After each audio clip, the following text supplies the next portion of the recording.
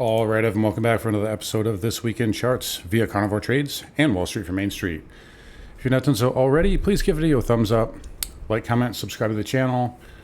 Come find Jason on Patreon. Come find me on carnivoretrades.com for swing trading alerts and analysis. Anyways, let's get into it here today. So markets here this week, all over the map here, as you can see, Monday, we did have a little gap down. And we talked about that Monday, and then kind of just got inside bar action into that 200 moving average over the last couple of days, and then a big outside move here today for the spiders.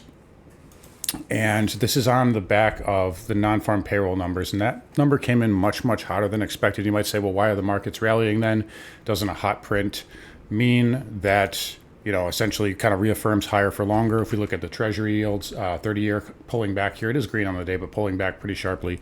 And my kind of simple analysis to that is I think it was priced in here. So markets are expecting higher for longer at this point, as evidenced again by Treasury yields continuing to surge higher here, having another up week, although coming well off the highs. But again, nothing goes up in a straight line here, and you know we will see bonds get a rally at some point. That doesn't mean that they're done. It doesn't mean that bond yields are done going up. But again, nothing goes up in a straight line, and you do have to have pullbacks. Bottom line though, spiders here, big mega rally. My members and I actually caught this morning. Bears failed to break it down, break these lows here. And if we look on the futures, you can see we never really made a new low there. Never quite got to the 200 moving average. So buyers waiting for that 200 moving average kind of got left at the altar earlier this week. That was Wednesday, and then a little inside day yesterday, and a big pump today for the futures. So short term, we're looking for probably minimum is this 43.35 area on the SPX 20 moving average. You see how that coincides with that level. A close above, I'm going to call it 43. Well, we'll just say this pivot here. So we'll say 43.35.31. A close above that does open the door for more upside. Now, we did have a big power move here today, but I want to caution everybody. Everybody's, now all of a sudden calling the lows, saying the lows are in, when nothing has really changed macro-wise. So just be aware of that. Big pump here. But there's nothing to say you can't have a 1, 2, 3, and then kind of a pump here, and then one more push down. Until proven otherwise, again, looking at the SPY, this head and shoulder pattern is still intact. And that target is, down in the 400s. So again, very nice pump here, but in order to negate that, you got to get back above this neckline here, which, the spiders have a chance to do next week. We do have CPI coming, so we'll see how that works out. But one thing I do want to talk about this week, specifically, if we flip over, and you can see there's a 30-year again, but let's take a look at the yield curves. So there's the 210 spread, and look at that move. So that is a big pop there. There's a 3-month and 10-year, and obviously 5s and 30s and 10s and 30s are uninverted, and they have been for a little bit here. What does that mean? It means that the market is finally listening to the Fed. When the Fed continues to say higher for longer, that's why the 30-year is still rallying. So right now, that's something we need to pay attention to. Typically, when the yield curve uninverts, it kind of means that recession's getting closer. Now, it is, again, uninverting from the long end, which does suggest that it may be more of a stagflationary, slumpflation is a word that's getting thrown around a lot. And again, I think we've been talking about that quite a bit lately. That is likely to be the case. So it's not going to be as simple, this isn't going to be your father's recession, where it's, okay, the short end comes up and corrects, and then you get a big drop, and then, the Fed capitulates. It may be a little bit more complicated than that. But right now, as for the spiders, we're getting a bid, and we're going to look for this level here probably early next week. Remember, the bond market is closed Monday, so, we'll give the market the upside bias there as well. Typically, holiday volume for Columbus Day generally does dictate kind of lighter trading. So anyways, triple Qs here up 1.5% on Friday. We did fill this gap, it looks like. We got very close, but it may fill here. I'm doing this video a little early. Market's closing in about an hour or two, but in either case, you have the gap fill right there, and then you have these trend lines, or excuse me, these moving averages, the 100 and 20 moving average. So it may need to stall out a little bit, but short-term upside, you got the 50 moving average, and then the 370 to 371 area will be resistance. Additionally, if we throw our other trend lines back on, you can see we went right back into this purple trend line here. So that may be resistance. You know, maybe the Qs need to stall out. They've had a big run. And then if you can get through that, we're going to look at this top side area, and that may even coincide with that 370, 371 area. So a lot of convergences going on here, but bottom line, triple Q is getting a pump, and that is leading the market higher. Russell 2000 getting a much needed bid. This has been absolutely battered lately. Good outside move here today as we're getting close to the end of the week, and you can take a look at this trend line here, and it is retesting that now. Not quite to this little breakdown pivot, but the Russell getting a bid. You can still see this head and shoulder pattern is still in play on the IWM, and that could take you down to 165. So again, this market's not necessarily out of the woods. It is a very good bid, but you know, these bear market pumps can look really good. Maybe the lows are in, but again, we should be cautious here as these patterns have not fully satisfied these targets yet. So just keep that in mind. If we look at the diamond here, again, nice outside move. I talked about this Monday. I think I've talked about this all week as well. Good weekly support here with this green bar, pivot low. So we rallied up, came back down. That's where the institutions broke us out. So that's typically where they're going to be sitting. And you can see we held up this week. Nice tail candle for the DIA. So right now we'll probably look at 338, 339 in the near term. And if you get through that, it's up to 343 on the diamond. Semiconductors getting a nice little zigzag up. So that is back above this trend line here. We'll look at 150 here in the short term. Then there's a gap fill at 152. So those are the levels I'm watching on the SMH. IGV, nice outside move as well. Again, gap fill. And then we're looking at probably about 352, maybe 353 on some overshoot. These are just short-term levels here, but bottom line, on the weekly time frame, you're holding this trend line. So the IGV is safe for now. Dow Transport's finally getting a much needed bid, getting back above that 200 moving average. I talked about this earlier last week, or earlier this week rather.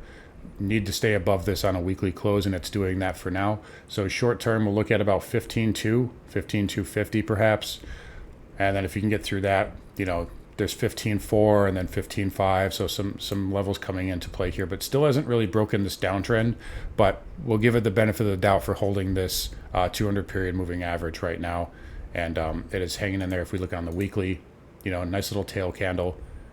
Nice pullback into the 50 moving average, and again, it's holding up. Interest rates we'll talk about again. So here's the 2-year as always. So a little bit of a pullback on the 2-year, and then it got a bid today, and then kind of coming back in. This trend is not broken. We did close below this green bar, so that is a little sign of weakness. And again, you can see we rallied up today, did not make a higher high.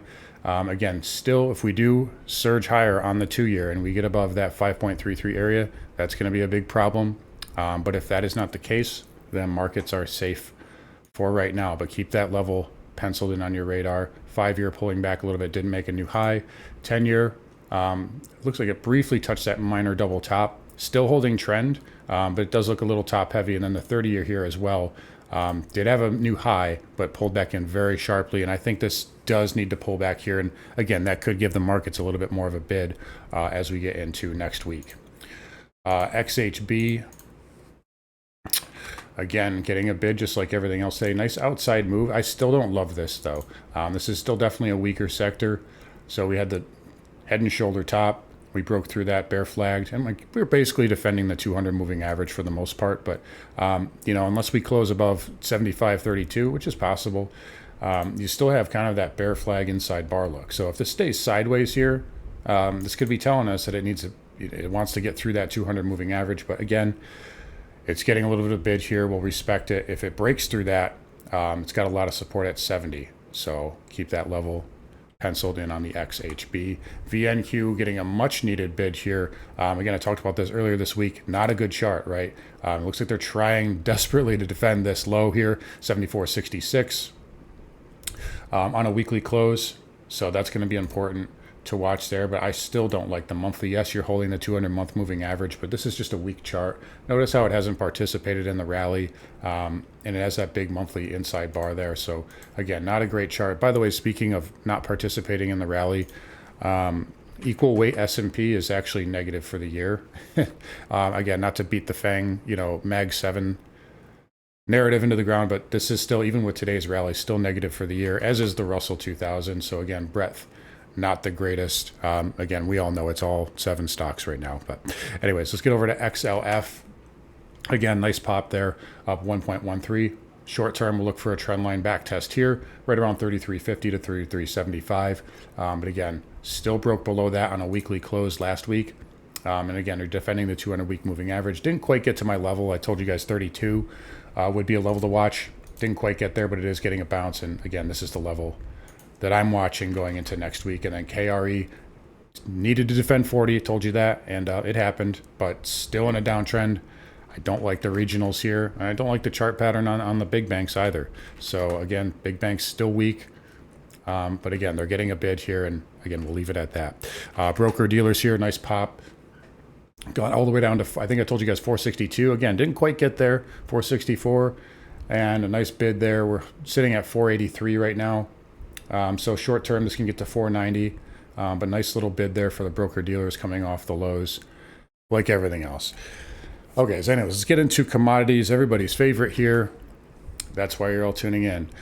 So crude here, I told you guys it was a little extended last week, and look at that drop. So big sell in crude. I do like this level here at 82 in the short term.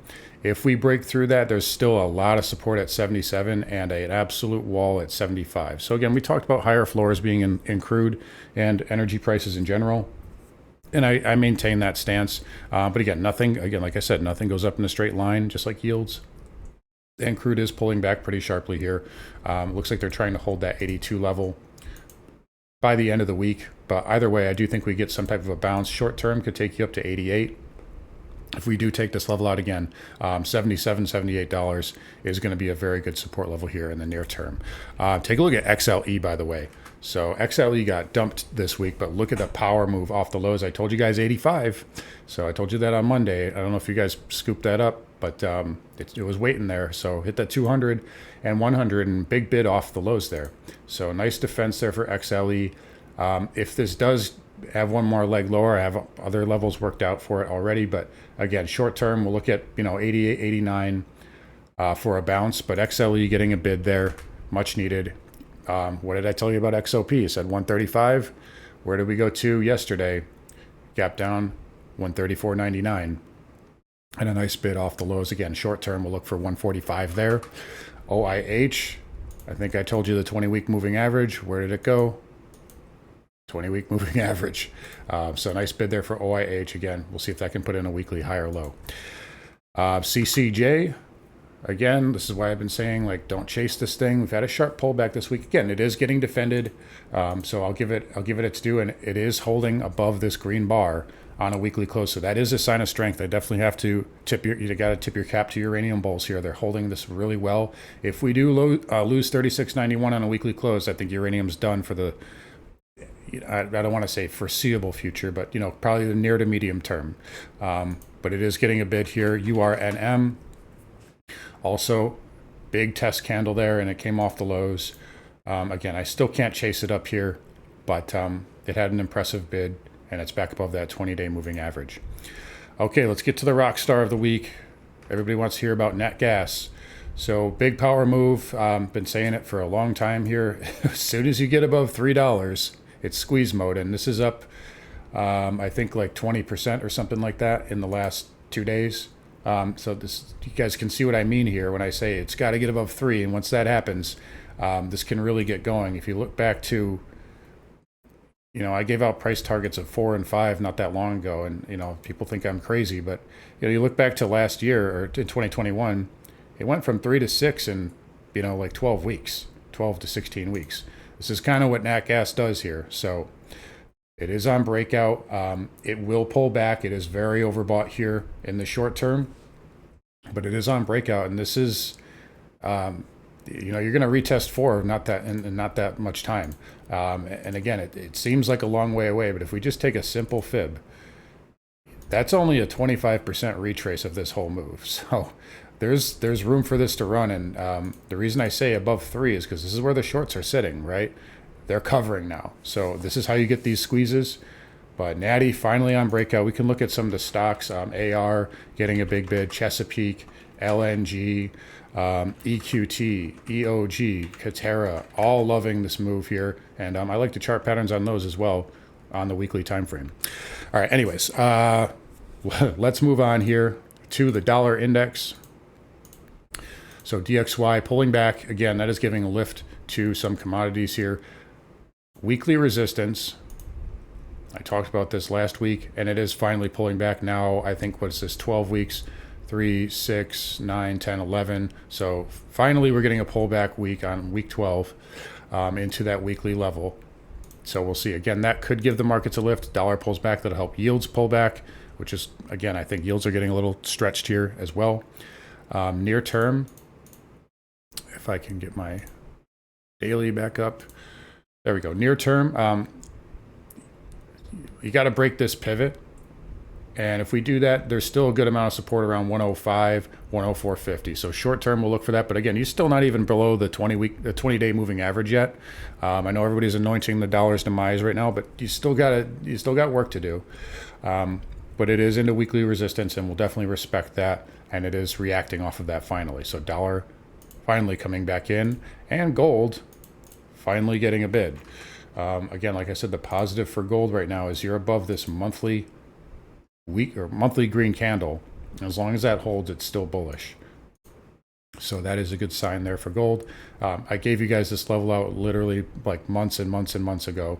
1825 to 1830. Where did we go today? What was the low? 1823.50, and it's getting a bounce there. Silver, I told you guys 21 for a long time. Silver up 3.5% here. Nice pop. Platinum getting a bid here as well. This got really, it's close enough. I said, 850 or 860. It's getting a bid. I would have preferred a little bit more of a dump, but we'll see. Nice pop there on platinum. We can go to a weekly. You can see this is where we went up. We pulled back and then broke out. Should be good support there. But nice move there for platinum. Palladium getting a bid. I still think that one has lower to go though. And then copper here, nice pop, but it is below that trend line, and it's going to be on a weekly close. So right now, short term, you're holding double bottom, but I'm favoring still 340 there for copper. Okay, lastly, Bitcoin, but not least. So Bitcoin had that nice inverse head and shoulders, and it broke out, and now you have a daily bull flag inside bar. So again, we're still going to give this the upside bias to 30K. If for some reason you close below 26, we'll just say 27,000, right? Yeah, 27,000. I'm going to say this pattern is canceled, and then we're going to go to the weekly, and we're going to say, okay, weekly bearish inside bar. So just be aware of that with Bitcoin. One last thing about Bitcoin too is the monthly is still very strong. I know this chart's a little messy, but you can see that monthly inside bar. So we got a bearish weekly, a bullish daily, and a bullish monthly. So right now I'm giving it the upside bias to 30K.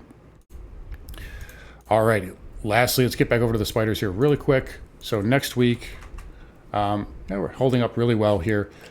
Short term, we'll probably look for, 432. So that would be this pivot high. And then your big level is, 430, 475, 435. We'll call it even at 435 to just make it simple. And a reaction there will tell us a lot more. But big move outside, to me, the jobs number was kind of priced in.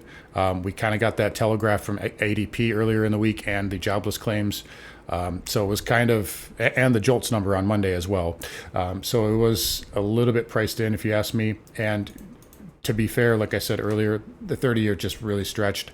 Probably needs to pull back. You need to see some short covering in bonds and possibly stocks. So anyways, guys, can wrap it up here. You guys take care. Come find Jason on Patreon. Come find me on carnivoretrades.com. I will talk to you guys all next week.